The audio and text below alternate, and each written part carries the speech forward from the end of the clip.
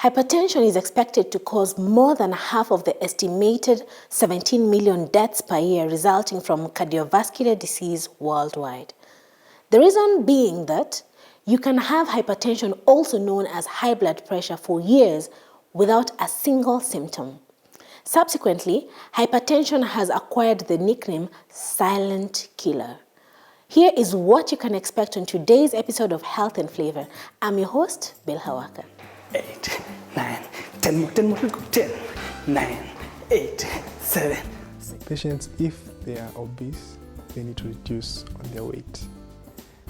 With weight reduction comes reduction in blood pressure. This 8 glasses of water per day, and the glass is 250 ml. That's a standard glass. All right. But the challenge many patients usually have is how to take the water, and they're actually supposed to make sure that they spread their water intake throughout the day. A crucial step in preventing and treating high blood pressure is a healthy lifestyle. When was the last time you checked out your blood pressure? We went to the public with this question, and these are some of the responses we got.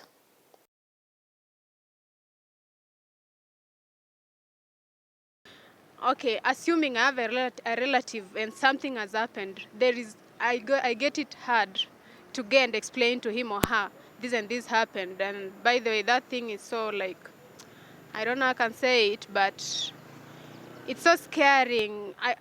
Assuming my husband is having that problem, then maybe something has happened. I don't know, I don't know how he's gonna take it, it's just so scary. I don't know how to explain it. Diseases are diseases, I don't know the causes. If at all we could have known the causes, maybe we could have avoided. Because most of the people you found them with hypertension, if you see the causes, like if the doctors give you the causes, you'll find maybe they haven't been doing that. If I'm okay now, why should I go for a test? I won't. I don't think it's advisable to me. I just believe I don't have the disease, that is it. Okay. Yeah. Okay. No, I can't define it. You can define it? Yeah. So, have you ever seen somebody who is suffering from hypertension? Not really, but I've read in books. I've never seen one, yeah.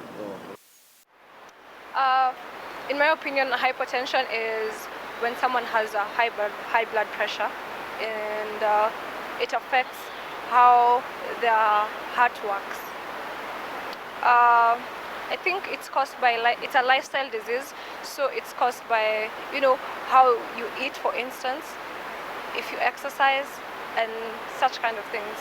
I only get checked when I go to hospital so it's a routine check in hospitals, but it's not something I'd really focus on in particular. In the past, we were a people who mostly consumed natural foods, but now slowly we're beginning to consume processed foods and alcohol as well. Like I said, it largely just depends on how you live your day-to-day life. Yeah. So I feel like consumption of meat has gone high, consumption of salt and such things they contribute to hypertension. For most patients with hypertension, medication is a major part of the plan to lower their blood pressure. These drugs, also called antihypertensive medicine, won't cure high blood pressure, but they can help bring it back down to a normal range. The kind of medicine you should take depends on various factors. We talked to our medical specialist, Dr. Ruben Kahangi, to shed some light on that and more.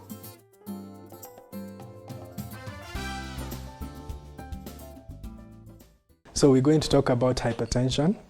Hypertension, by definition, or layman's definition, is deranged or rather abnormal blood pressure. So blood pressure is a whole concept on itself, but there are normal ranges we use in determining whether this patient is hypertensive or not.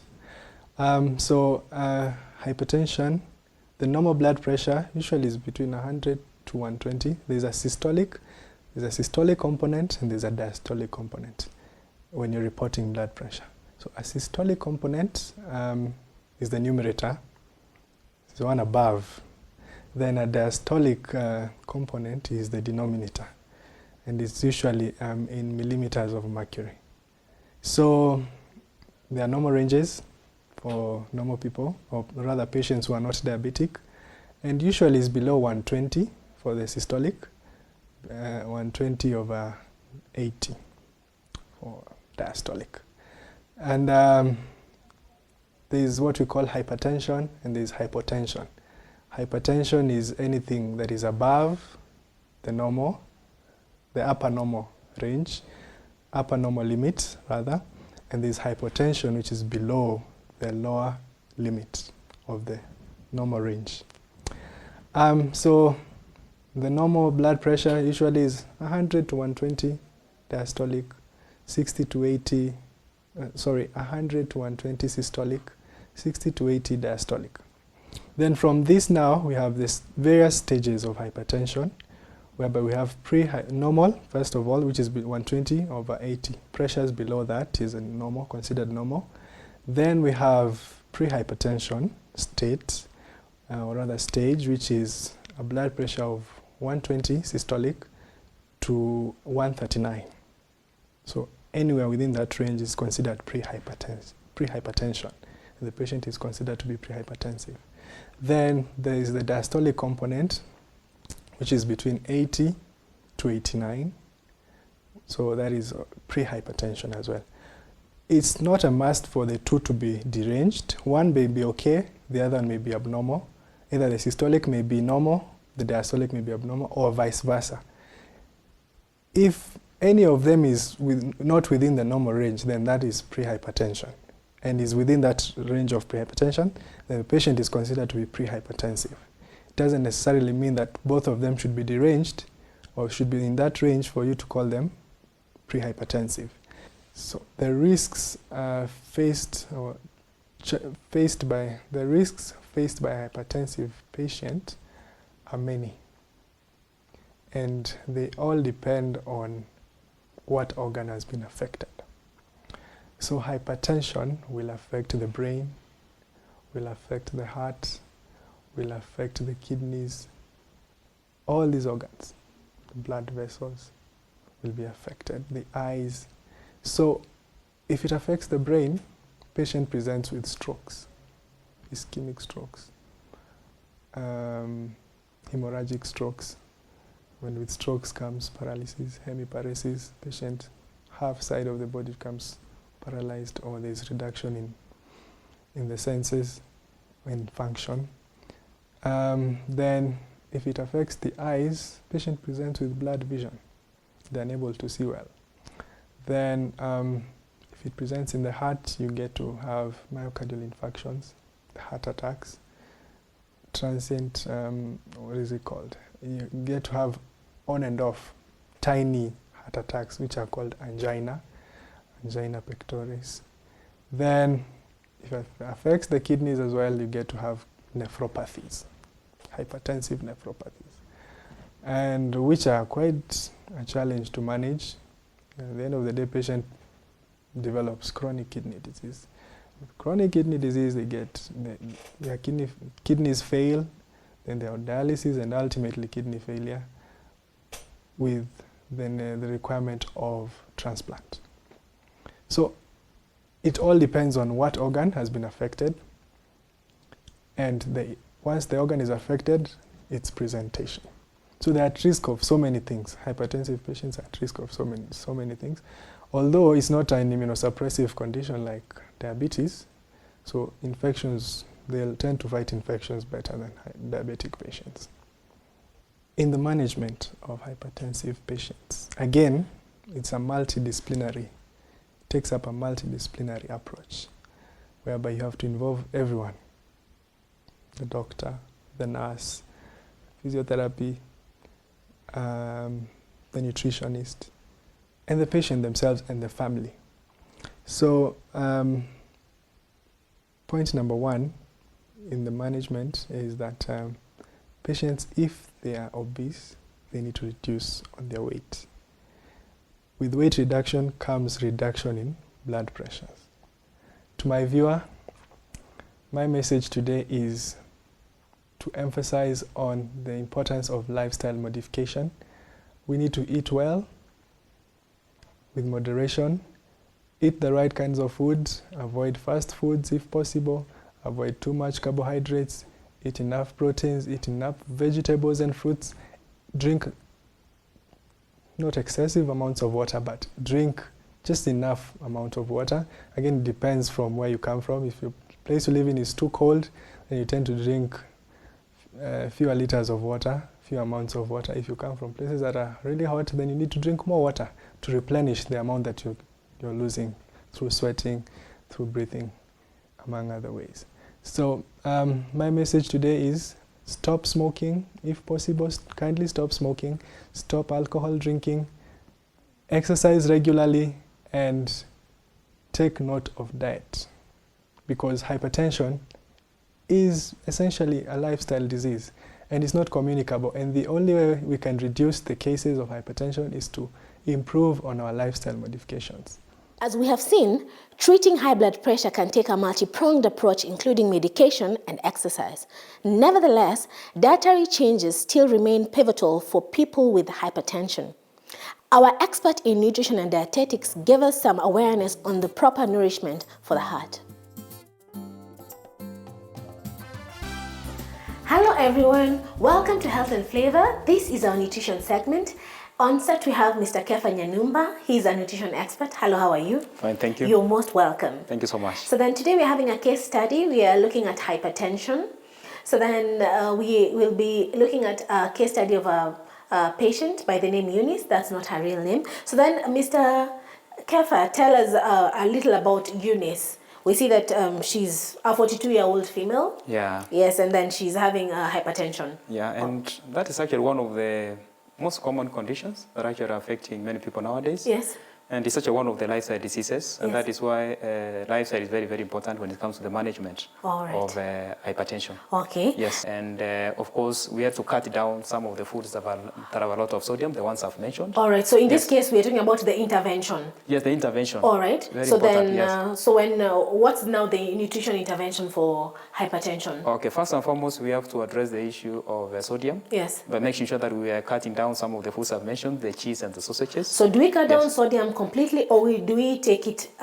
We really don't get rid of it, but Okay. we reduce. Because when you tell people, reduce your salt intake, we are not saying avoid. All right. Because when you avoid, at times you end up creating what you call electrolyte imbalance. All right. That interferes Okay. with the functioning of with the normal functioning of the body. All right, so then Yes. it is important to take salt, but Yes. limited. Yes, for example, one of the simple strategies we use is, for example, replacing, the normal salt, the table salt, with the sea salt, which has less sodium.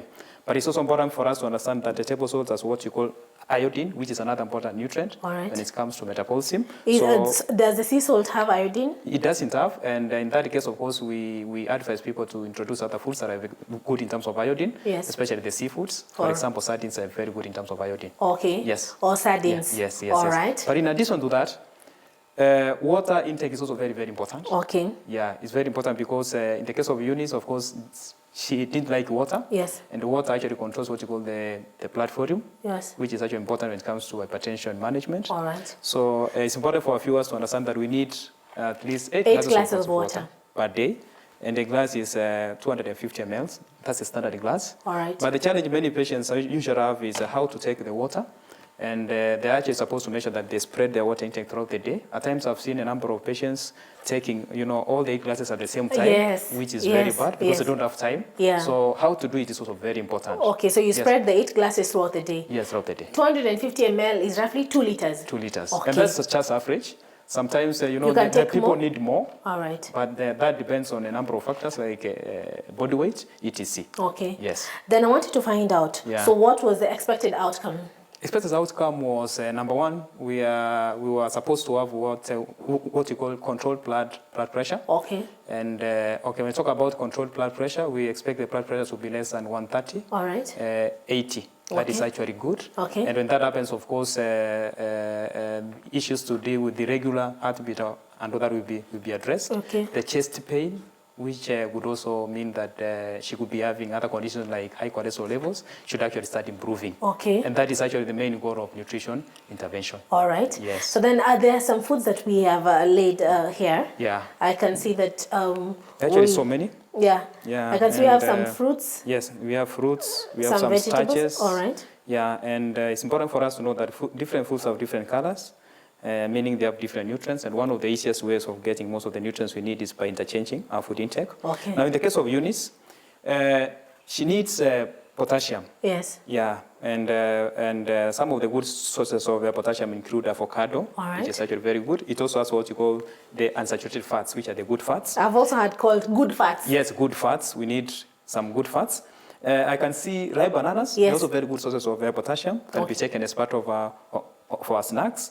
Of course, we also have apples, which don't have a lot of sugar. All right. And of course, we have other starches like Irish potatoes. Yes. They are very good sources of potassium as well. All right. But we advise our patients not to, deep fry the Irish potatoes. So to only take potatoes and bananas when Of they course, are just boiled. yes. For change, they're also good. Because, again, we don't want our patients to take the same foods on daily basis. So it's very, very important that they interchange their foods because nutrients work as a team. All right. Yeah, different nutrients. All right. Yeah. So then same applies to the vegetables like the spinach. Yeah, spinach, also very good. When you talk about a balanced diet, of course, we're talking of some vegetables, we're talking of proteins and some starches. Yes. So spinach is a very good source of potassium as well, All which right. is good, which is also good for hypertensive patients. All right. Yes. I assume that... This is another starch, yes. of course, rice. Yes. Now, as examples of starches, meaning we have the potatoes, we have the green bananas, and we have the rice. Yeah, but the challenge we have nowadays is people tend to take a lot of starches. Yes. And you see that, of course, increases the risk of excessive weight gain. Okay. Yeah, which tends to make blood pressure. So the key is worse. to take more water, more vegetables. Yes, and we fruits, can take of course. Starch, but in limited portions. Yes, and fruits, because they're also very good sources of potassium. All yes. right. Yeah. Unfortunately, we've run out of time. Thank you. I can't believe we reached the end. Up until next time. See you. The risk of hypertension rises with age, but getting some exercise can make a big difference. And if your blood pressure is already high, exercise can help you control it. The simplest explanation for this is that consistent physical activity makes your heart stronger. A stronger heart can pump more blood with less effort. If your heart can work less to pump, the force on your arteries decreases, lowering your blood pressure. Our fitness expert had some moves to show us. On this fitness segment, we are going to focus on hypertension. These exercises are meant for everyone. They're good for everyone. We have on set Mr. Nzuki, who is also a fitness expert, is going to guide us on the kind of exercises that we're going to do for this segment. How are you, Waka? I'm fine, thank you. How are you? I'm fine. All right. Yes. How have you been doing? I've been okay. Now we are back. I am ready for exercise. Are you getting strong? Yes. So today we have the gym. Yes, I know we have a few back at home could be say then they use the gym. So if you're using the gym, you can be using the treadmill. That's for cardio. We have the bicycles, we have the stationary bike, and we have the cross trainer. But us, we like doing it for ourselves. Since we are so much used to outdoor, we'll do it without the machines, right? Sure. Okay, and also for you, because someone might be saying that they don't have all these machines, you can follow us, right? Right. Okay, so let's start with a simple stretch. Yes, you are there. So you lean towards that side. Okay. The left hand here. So lean there, feel the sides. That's 5, 4, 3, 2, 1. Let's change. Open this one. Open this one. Oh, okay. Like this. Like this. Yes. Okay. Look up. Okay. Yes, let's go. 5, 4, 3, 2, and 1. March down. Now for our legs, let's do some stretch. Let's now go for the toe. Look at the camera or look at the lights. Don't look at your leg. Failure. Can you feel the stretch here? Yes. Okay. Yes. Have you been able to reach? Yes. I'll watch the Let's do the remaining. other one. Let's go. That's 5, 4, 3, 2, 1. Our arms. Let's go 5 times again. 1, 2, 3, 4, 5. Then we change. 1, 2, 3, 4, 5. Then arms out. Okay. Let's do like we are swinging, swing. Yes, pull your sides. Let's go. 1. Like this. 2, 3. Arms straight. 4, 5. 5 more. 6, 7, 8, 9, 10. Arms up. Arms up. Arms up like this. I want us to call for just that counts. Let's go. We call first. Let's go fast. 1, 2, 3, 4. Fast. 5, 6, 7, 8, 9, 10, 11, 12, 13, 14, 15, 16, 17, 18, 19. 10 more. Hey, hands up. 1, 2, 3, 4, 5, 6, 7, 8, 9, 10. How was that? Wow. We repeat the same, but now chasing away. Okay. All right? Okay. You felt it on your arms? Yes. Yes. And yes, and The also, arms. and also, when we lift our arms, it's an easier way of increasing that rate fast. Okay. Yes. So it's the best warm up. Okay. Yes, So it's the yes. best for heart rate. Yes, for warming up. Okay. Now we go now to the cardio. That's what's warm up, right? The cardio. Yes. So in our cardio, we do stand up crunches. This is what I mean, like this. Okay. Yes. Put this beside your ears. So the elbow meets with your knee. Try one. Okay. This elbow meets with this knee? Yes, yes. Okay. Let's try. 1, 2.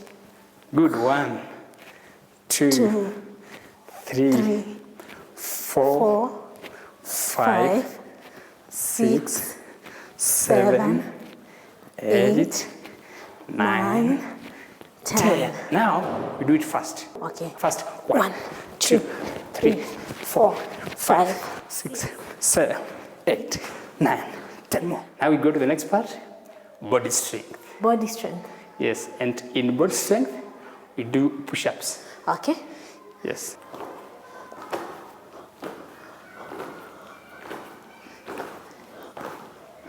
Nice. Now we change the other leg. Let's go for this. Go for it.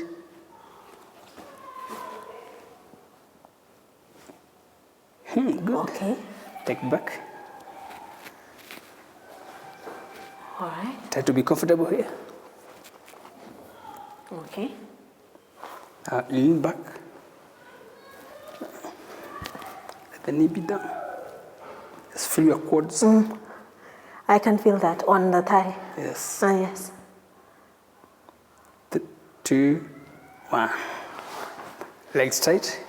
With their toes, point to the camera. Okay, flex.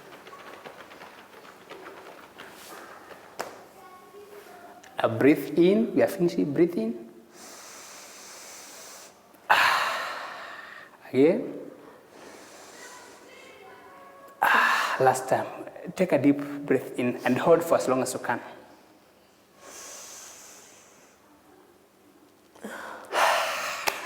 Thank you. Wow, that was great exercises. And I feel energetic, refreshed, and ready to go for another exercise. Yes. That's good. I hope also that's the way our viewer back at home is feeling. Yes. And energized. To the viewers at home, keep going. Let's keep doing these exercises. Until next time. You have heard from the medical doctor, our nutritionist, and the fitness expert. I am Dr. Fasad Zagai, a general surgeon, a public health specialist. Let us do a recap on the subject of the day, hypertension. Hypertension is increasing at alarming rate. It is known as the silent killer because most of the hypertensive people have no symptoms. Hypertension is preventable and treatable. If not, it can lead to many complications. Adopting good health habits result in meaningful improvements in health and longevity. Here are some of the key points you would want to remember when it comes to prevention of hypertension. Number 1, eat a healthy, balanced diet containing fruits, vegetables, whole grains, lean protein, and low-fat dairy products. Number 2, decrease the salt in your diet. Do you know that adding extra salt to cooked food increases blood pressure and reduces your response to antihypertensive drugs? Number 3, don't smoke, or if you are smoking, please see your doctor to help you to stop or quit smoking. Number 4, be physically active, 30 to 60 minutes of a moderate intensity physical activity, preferable every day of the week. Number 5, being overweight and obese increases the blood pressure, and the opposite is true. Number 6, regular checking of your blood pressure is vital.